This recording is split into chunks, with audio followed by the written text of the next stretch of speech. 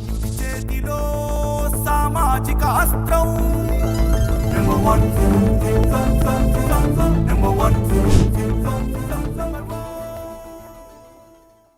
నమస్తే, welcome to number 1 news. నేను హాసిని.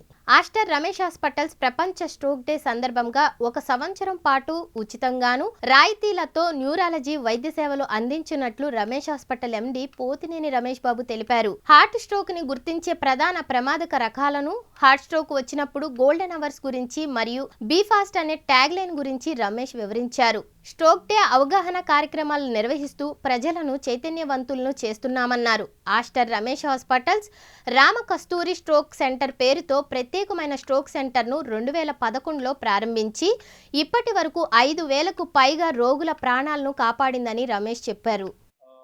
ఈ వరల్డ్ స్ట్రోక్ న్యూరాలజీ అసోసియేషన్స్ ఇవన్నీ కూడా బాగా దీన్ని స్ట్రోక్ అంటే అసలు ఏమిటి, బ్రెయిన్ స్ట్రోక్.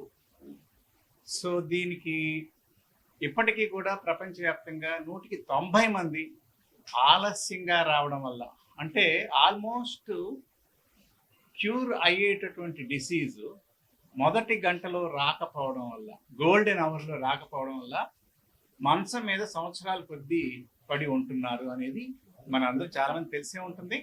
సో దీన్ని ప్రజల్లోకి తీసుకెళ్ళి గోల్డెన్ అవర్ యొక్క ఇంపార్టెన్స్ ఏమిటి అనేది తెలుసుకోవడం కోసం ఈ కార్యక్రమాలన్నీ ప్రజల్లోకి తీసుకువెళ్ళాలి అనేటటువంటి ఉద్దేశం.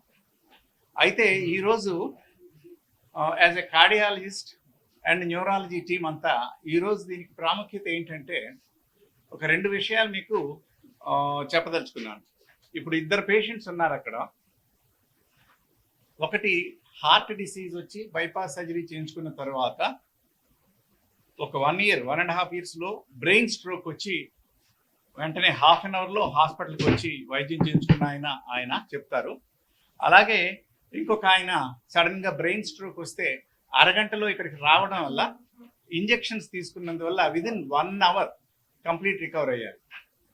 సో ఇప్పుడు ఈ ఎథెరోస్క్లెరోసిస్ అనేది, అంటే గుండెకి వెళ్ళే రక్తనాళాల్లో కానీ మెదడుకు వెళ్ళే రక్తనాళాల్లో కెరోటిడ్ ఆర్టరీస్ అంటారు, వీటిల్లో కొవ్వు చేరటానికి మామూలుగా పెథోఫిజియాలజీ ప్రాసెస్ అంతా దాదాపుగా ఒకేలాగా ఉంటుంది.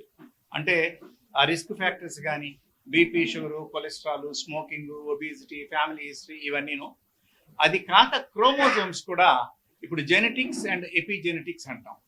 ఇప్పుడు 9p21 క్రోమోజోమ్ అనేది హార్ట్ అటాక్స్లో బాగా ఎక్కువగా ఉంటుంది. అది బ్రెయిన్ స్ట్రోక్స్లో కూడా చాలా మందిలో కొన్ని ఏరియాస్లో కనపడుతుందని తెలుస్తుంది. అంటే మనకి జెనెటిక్గా ఒకే జీన్లో అబ్నార్మాలిటీ ఒకరికి వచ్చినా కూడా వాళ్ళకు ఉన్నటువంటి అదర్ డిసీజెస్ కానీ, వాళ్ళ యొక్క ఫుడ్ హ్యాబిట్స్ కానీ, లేకపోతే gene switching on and switching off అంటారు. సో ఎపిజెనెటిక్స్ అంటాం అనమాట దాన్ని. మరిన్ని లేటెస్ట్ అప్డేట్స్ కోసం చూస్తూనే ఉండండి నెంబర్ 1 న్యూస్. సామాన్యుడి చేతిలో సామాజిక అస్త్రం.